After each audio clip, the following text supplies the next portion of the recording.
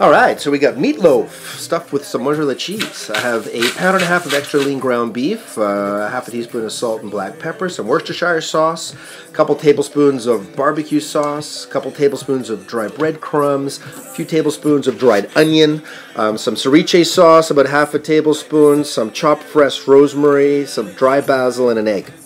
Mix it all up really nice and good, and you want to squeeze the meat nice and tight so there's no air pockets, and we're going to stuff some cheese inside there, some mozzarella cheese. When you put the cheese in, again, press it around the cheese so it's nice and tight, there's no holes, you don't want the cheese to melt as it's cooking. So I put it on the lid of the pan to check the size, to make sure it's going to fit in my skillet nicely here. So I preheat the skillet for about 3 minutes. The pan's going to be nice and hot. When the water beads, we got that beating action, that's the right time to start searing our meat.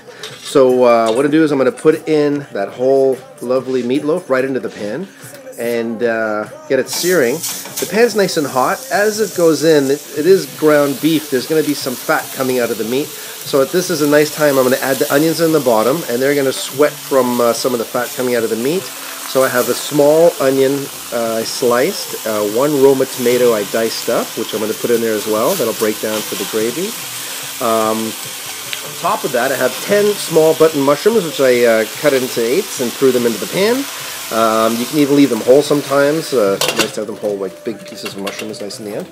We can put the lid on there, and when the whistle goes off in a medium heat, then I'm just going to check it here. Now everything's starting to sweat inside. On each side of the meatloaf, I'm going to put in a heaping tablespoon of flour. Now what I'm going to do is I'm going to cook the flour, and I'm going to cook the flour, make it kind of like a roux. It's going to get nice and thick and pasty. So just mix it up, and we're going to cook that a little bit. I'm going to add some liquid, just a little bit of beef broth. Now I'm not going to add lots at this time, because if you add too much beef broth, it might split and become lumpy. So add a little bit of liquid, mix it in with the roux paste from the flour, add a bit more liquid, roll the roast over.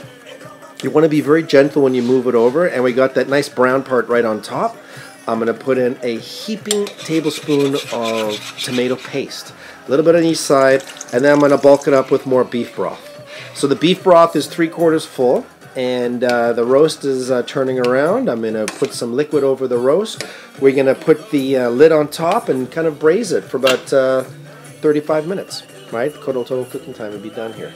So once it's done, we're just going to let it rest for about 5 minutes, and then we serve it up, right? So now turn it to low, and it's good to go. Shut that vent. And then when we open it up, I'm just going to give it a bit of a stir around, remove the roast, and we're pretty much good to go. I'm going to cut that in the pan, and you can even take it out, serve it on a nice platter. It's a nice little dish. This could be a nice little dinner for 4, an accompaniment, or a full meal for 2. A lot of meat, pound and a half, not very much shrinkage in the pan. Quick and easy, and that's the way we like to do it. Easy, greaseless cooking with Chef Warren.